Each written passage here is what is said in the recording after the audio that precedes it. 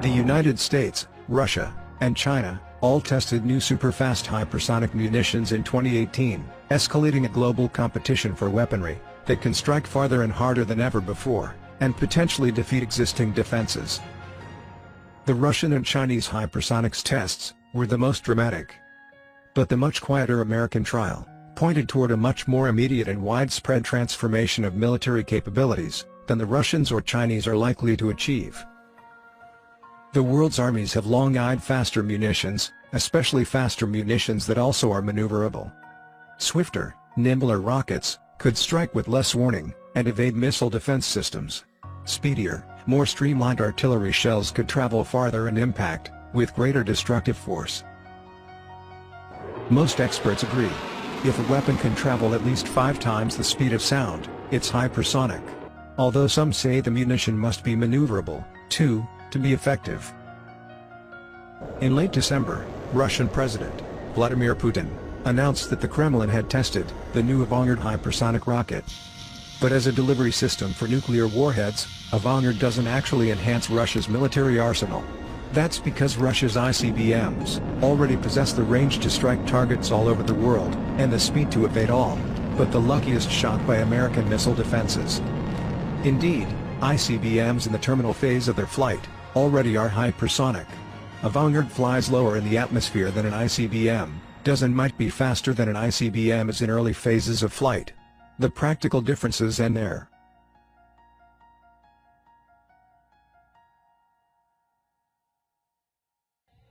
It's China, not Russia, that's making what seem the biggest strides toward fielding a non-nuclear hypersonic weapon. But even China's new weapon is less fearsome than it might appear to be. Ironically, its own sophistication holds it back. Around the same time Putin announced the results of the Avangard test, Chinese warship sailing the open ocean while armed with an electromagnetic railgun that could be capable of firing shells at hypersonic velocity. A railgun propels its projectiles by way of magnetic force, as opposed to explosive powder charges that conventional guns use.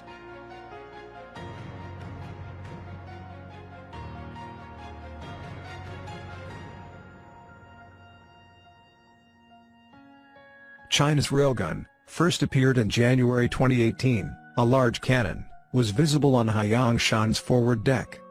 In March, Chinese state media confirmed the cannon was an experimental railgun. In December, the gun had undergone at-sea tests, making it the first such weapon to do so. Pentagon officials in early January leaked news of the U.S. Navy's own hypersonics test, this one involving a Navy warship firing hypersonic shells during a summer 2018 wargame near Hawaii. The Pentagon's Secretive Strategic Capabilities Office helped to oversee the trial. In the test, the destroyer, USS Dewey, fired 20 of the hypervelocity projectiles from its standard, 5-inch diameter gunpowder cannon, officials told the website of the U.S. Naval Institute. The new projectile is more aerodynamic than old-style shells, and features tiny fins and a radar guidance system that helps it to hone in on a target at speeds as fast as 7 times the speed of sound.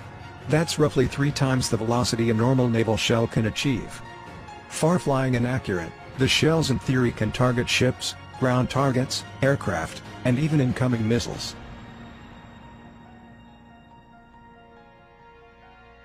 At first glance, the American test might appear to be the least remarkable of the 3 countries' 2018 hypersonics trials. It didn't involve a new gun or missile, just a new super aerodynamic shell. The shell is non-nuclear. But the U.S. test, arguably, is the most likely to result in the widespread deployment of a truly transformational new weapon. And it underlines the Pentagon's advantage over the Russian and Chinese militaries in the hypersonics race.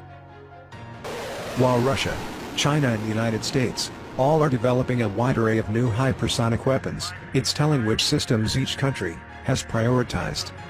Russia has focused on seemingly impressive, but marginally useful hypersonic weapons that make for good PR, but don't actually shift the balance of power.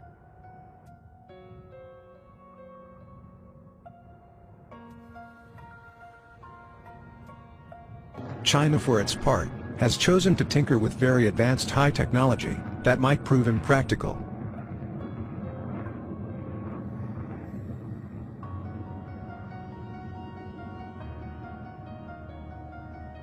America, meanwhile, has focused on less sophisticated weapons. It's reasonably certain it can deploy quickly and widely, while deferring development of more ambitious munitions designs until the technology is more mature. Usefulness and scalability are the American weapons' major advantages over the Russian and Chinese weapons.